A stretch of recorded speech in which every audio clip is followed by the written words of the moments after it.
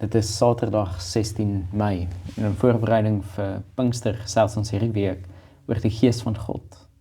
Vandag dink ons na oor Esegiel 36 vers 26 tot 27. Ek sal vir julle 'n nuwe hart gee. 'n Nuwe gees sal ek in julle binneste gee. Ek sal die hart van klip uit julle liggame verwyder en vir julle 'n hart van vlees gee. My gees sal ek in julle binneste gee. Vir Esegiel is iets radikaal nodig om die hart en gees van mense weer in ritme met God se gees te bring. Esegiel beleef dat mense so ver van God se hart en gees af leef, dat 'n nuwe skepping moet plaasvind, dat God vir mense 'n nuwe hart en 'n nuwe gees gee. Ons sien dan ook in die teks die belofte dat God se gees ons nuut gaan maak. En dit is presies hoe Paulus die betekenis van die kruis en opstanding van Christus beskryf, as 'n nuwe skepping.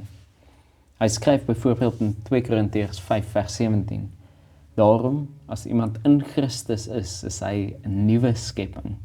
Die ou dinge het verbygegaan, kyk, hulle het nuut geword. Gelowiges word dan ook genooi en opgeroep om te lewe volgens hierdie nuwe identiteit. As jy 'n nuwe hart en 'n nuwe gees ontvang het, moet jy laat gaan van die ou hart en gees.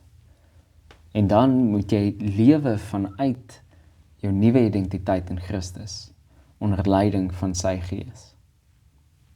Mag ons in hierdie Pinkstertyd wat op pad is, beleef hoe God se gees ons nuut maak.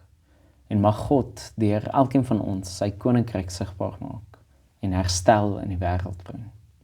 Kom ons bid saam. Here God, dankie dat U nie opgee op mense nie, selfs wanneer ons harte so hard soos klip word. Dankie vir die belofte van die Gees en dat ons in Christus nuut gemaak word om te lewe vir U. Help ons om nie meer te lewe volgens ons ou harde harte nie, maar te lewe volgens U hart en U Gees. Amen.